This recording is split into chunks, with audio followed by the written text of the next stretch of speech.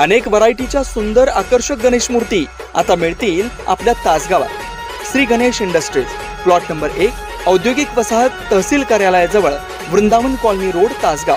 आमच्याकडे घरगुती गणेशोत्सव मंडळांसाठी 1 ते 7 फुटापर्यंत आकर्षक व योग्य दरात गणेश मूर्ती मिळतील। सुंदर गौरी मुकुट, अखंड गौरी मूर्ती उपलब्ध।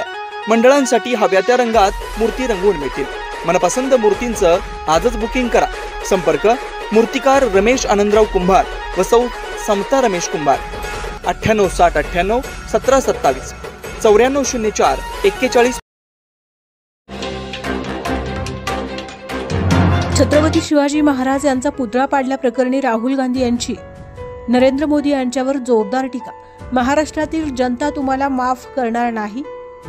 कडेगावच्या सभेत राहुल गांधी आक्रमक। पंतप्रधान नरेंद्र मोदी यांनी काही दिवसापूर्वी महाराष्ट्रात येऊन छत्रपती शिवाजी महाराजांचा पुतळा कोसळल्यामुळे माफी मागितली, पण त्यांनी माफी का मागितली असावी यावर मी विचार करीत होतो असे ते म्हणाले। कारण माफी तोच मागतो ज्याच्याकडून चुकीचे काम होते।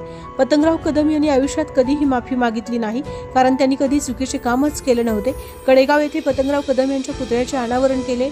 हा पुतळा पुढचे 50-60 वर्ष कोसळणार नाही इतके चांगले काम केलेले आहे असे सांगून लोकसभेचे विरोधी पक्ष नेते आणि काँग्रेसचे नेते राहुल गांधी यांनी पंतप्रधान मोदी यांच्यावर टीका केली। कडेगाव येथे पतंगराव कदम यांच्या पूर्णाकृती पुतळा आणि स्मारकाचे लोकार्पण करण्यात आले। यावेळी काँग्रेसचे राष्ट्रीय अध्यक्ष मल्लिकार्जुन खरगे, लोकसभेचे विरोधी पक्षनेते राहुल गांधी, राष्ट्रवादी काँग्रेस शरदचंद्र पवार पक्षाचे अध्यक्ष शरद पवार, माजी मुख्यमंत्री सुशीलकुमार शिंदे, पृथ्वीराज चव्हाण, आमदार विश्वजित कदम आणि काँग्रेसचे नेते उपस्थित होते। या कार्यक्रमात बोलत असताना राहुल गांधींनी भाजप आणि पंतप्रधान नरेंद्र मोदी यांच्यावर सडकून टीका केली। पाहुयात सविस्तर बातमी। राजू थोरात, SK न्यूज मराठी विशेष प्रतिनिधी, तासगाव, सांगली। हिंदुस्तान का पूरा फायदा मिले, दलित दलित रहे, पिछड़े लोग पिछड़े रहे, आदिवासी आदिवासी रहे, और जो जात का ढांचा है वो वैसा का वैसा रहे। ये हम दोनों के बीच में लड़ाई है और ये आपको पूरे देश में दिखेगी। मूर्ति बनाई गई और मैंने अखबार में पढ़ा कि प्रधानमंत्री ने कहा मैं शिवाजी महाराज से माफी मांगता हूं। अब मैं ये समझना चाहता हूं प्रधानमंत्री जी ने किस कारण माफी मांगी। अलग अलग कारण हो सकते हैं। पहला कारण हो सकता है कि ये जो मूर्ति थी इसका कॉन्ट्रैक्ट आरएसएस के एक व्यक्ति को दी गई। पहला कारण यह हो सकता है। शायद प्रधानमंत्री जी कह रहे हैं कि नहीं, मैंने गलती की, मुझे ये कॉन्ट्रैक्ट आरएसएस के व्यक्ति को नहीं देनी थी, ये मुझे कॉन्ट्रैक्ट मेरिट पे देना था। शायद वो गलती हो सकती है। दूसरी गलती हो सकती है कि मूर्ति के बनने में भ्रष्टाचार हुआ, चोरी हुई।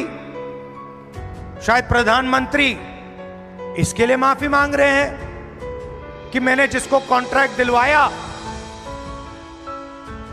उसने भ्रष्टाचार किया, महाराष्ट्र के लोगों से चोरी की। यह कारण हो सकता है। तीसरा कारण हो सकता है कि आपने शिवाजी महाराज की मूर्ति बनाई, उनकी याद में आपने मूर्ति बनाई और आपने इतना भी ध्यान नहीं दिया कि वो मूर्ति खड़ी रहे। मैं आपको गारंटी देता हूं कदम जी की जो मूर्ति बनी है ना, आप यहां 50, 60, 70 साल बाद आ जाइए, यहां आपको दिखेगी।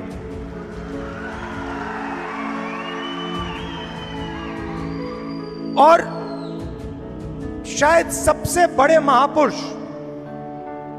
शिवाजी महाराज जी की मूर्ति बनती है और कुछ ही दिनों में भ्रष्टाचार के कारण, गलत व्यक्ति को कॉन्ट्रैक्ट देने के कारण वो मूर्ति गिर जाती है।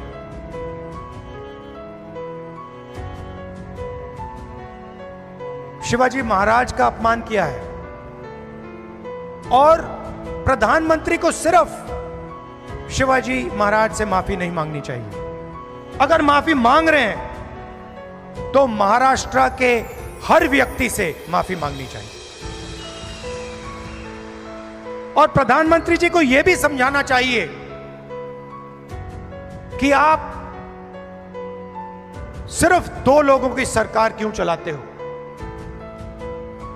जहां भी हम देखते हैं बड़े से बड़े कॉन्ट्रैक्ट अदानी और अंबानी जी को मिलते हैं। मैंने पार्लियामेंट में भाषण दिया। पार्लियामेंट में किसी का नाम लिया जा सकता है, मगर पहली बार मुझे कहा गया कि पार्लियामेंट हाउस में अपने भाषण में मैं अदानी और अंबानी का नाम नहीं ले सकता हूं।